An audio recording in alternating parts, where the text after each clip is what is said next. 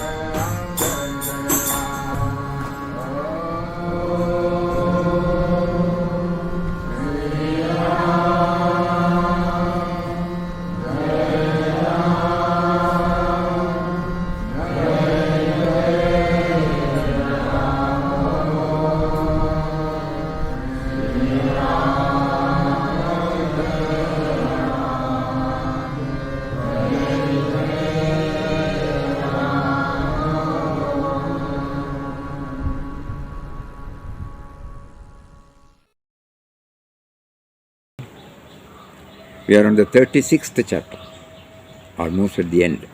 One more chapter is there. It's called Pandharpur, Bijapur.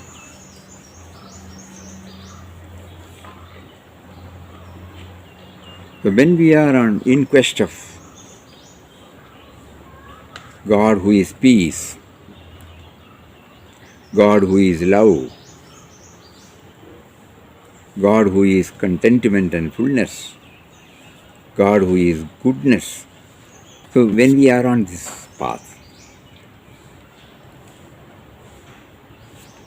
living in the midst of the present day world, whenever it's possible, always it may not be possible, it is better to fill our mind always with the biographical sketches of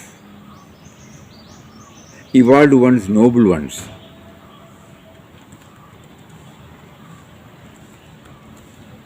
And also the incidents that have enabled the persons to expand their love circle. So here he was motivated to go to Pandharpur. So that means the message is, it is better, you try to make periodical visits and then to remember about it. One visit is enough, but that will make us to remember. If we do that visit with the right frame of mind, that it should be for my expansion, from me to we. The moment we hear about Pandharpur, what is the value that touches, The great devotee Pundalika, he had the braveness, to tell the Lord to stand there, because he was attending to his parents. And you know what the word is? You are there in the form of my parents. This is the message for us. We may be adoring a form, but we may be ignoring the living one. So the message, when we think about Pandharpur, what comes to us is this: we may be having our adorable relationship with various Ishtadevatas, Mahatmas, but are we in a position to extend it to the nearby ones? So there was no distinction for him, the impersonal and the personal. This is a great message for all of us. And then to associate noble persons who have expanded their love circle. Mangal Veda means, Damaji means, even at the risk of losing his job, he was responding to the needs of the society. You and I may not be able to do to that extent. Something of it will remain, So Papa is giving us a clue. Associate yourself with such inspiring life, so that something of it will remain. Initially it may be at the intellectual level, and slowly at the experiential level. That's a powerful message he gives from this particular chapter.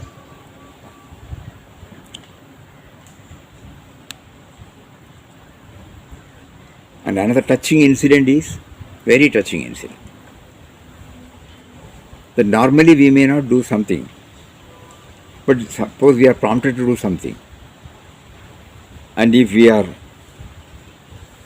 trying to remind ourselves that everything happens only by His will, there must be a reason why He made us to do that. Then finally we will come to know why He made us to do that particular act. In this case, because this is the last but one chapter, He is clearly placing before us that God means, or godliness means, love and service of His creation. He puts it in a beautiful form: to love all is the true bhakti of God, to serve all is the real worship of God. So that now we We have to keep on reminding, because in our mind, worship of Lord means, we have defined. Beyond that, we have not been able to move out.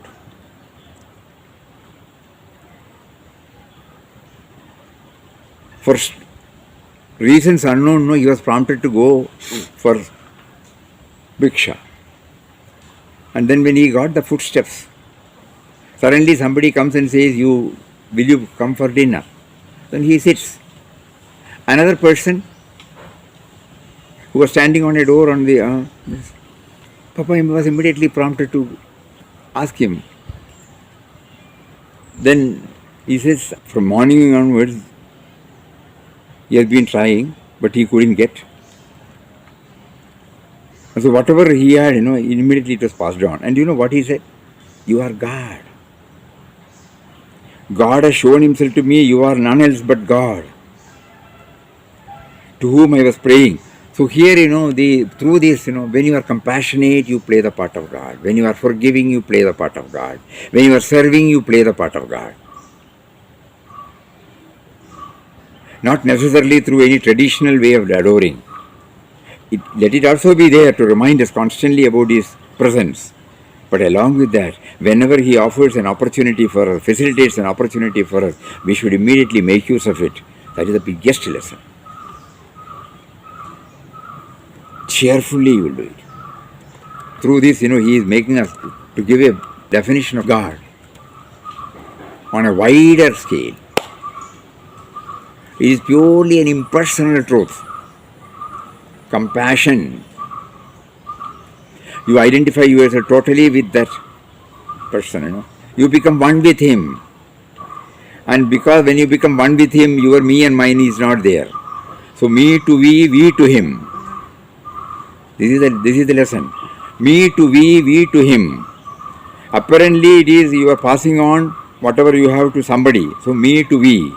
But actually you are passing it on to him who is there, because it is a spontaneous act, not an act of any thought process. Your intellect does not play there. It is instantaneous, spontaneous. This is a very important point for all of us, because in all our fields, there will be umpteen number of chances God may provide for us. We should become vigilant. We should not miss any opportunity. It will be a big loss for us. When we go through Pujya Mataji's life, umpteen number of such instances, it wells up in our mind. When somebody comes and says something and somebody wants something, it may not be possible suppose we are running the show, it may not be possible for us even to conceive such a thing. But her identification with the afflicted is so close that she could do whatever the other person wants, in a mysterious way. We are at the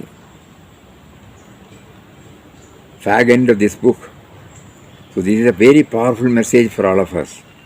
In whatever field we are, we should always be looking for opportunities provided by Him, to serve Him, to love Him, to do everything for Him, and finally to become one with Him.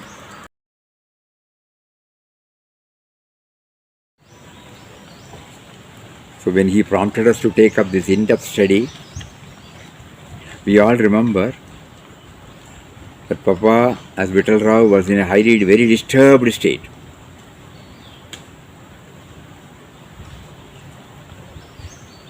And then he started recognizing the various movements of the indwelling God. And luckily in his case, God granted him a special, just like in Mahabharata, Sanjay was given the Jnana Chakshu, sitting in Hastinapur. He was able to watch what is happening in Kurukshetra. Similarly, in Papa's case, God gave him a special vision of seeing the hand of God in everything. And he felt that if we may say we are in quest of God, we are always in God. To reach that stage, we have to take a journey, that's all. We feel we have to take a journey. because the starting point and the ending point is one and the same. There is no physical movement. It is purely a graduation in our inner state of things. So here, before he closes and makes it clean for us, he brings one more incident, very touching incident. How the subservience, to a higher power should be there throughout, without any resistance to accept. He went to the place called Hubli. There is, he left his family on 27th December 1922. So probably after 7 or 8 months, his Purvashram wife was able to know that he is in Siddharudha Mutt. So here she rushed up and placed her pitiable plight before the Swami. Swami immediately calls Papa and says, "You go with this mother." Just like a child, he said, okay. He did not feel anything wrong, because the old relationship is not there for him. To him, everything is a form of God. So when she, from the individual level, when she was placing all these things, he was looking at her as the mother. It is all the work of Ram. So even the last test, the 37th chapter gives even there, there is a contact, there is a, what do you call this? A worldly affair is there, yes. But there also the spiritual dimension is there for him. And so he makes it clear to us that if you get convinced that you are always in him, then no matter whatever happens at the outside will not cause any problem for you. When he was asked to accompany, he said yes. And the last line is very touching. Now Ramdas stays by Ram's command in a cave called Panchapandava Cave on the Kadri Hill and lives there a serene life. Serene life means retired life, eating, sleeping. No. Devoting his whole time in talking about God, writing of, meditating on that all-loving, glorious God. So he says, if we are in a position to keep up this tempo throughout, all in our ups and downs, all in the positive, negative situations, if somehow we are in a position to convince ourselves and every now and then resorting to solitude to consolidate our earnings in the journey, at the same time not compromising any of the values at any point of time, holding on to the resolves that one has taken, and at the same time reducing ourselves to zero.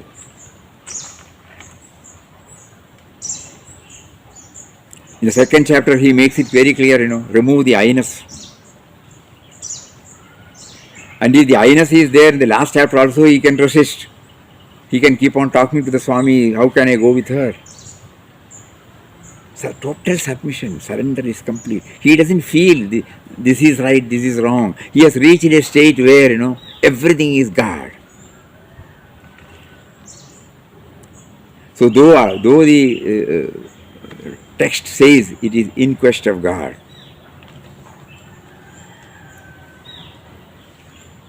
it is a journey from A to A, It is not a journey from A to B.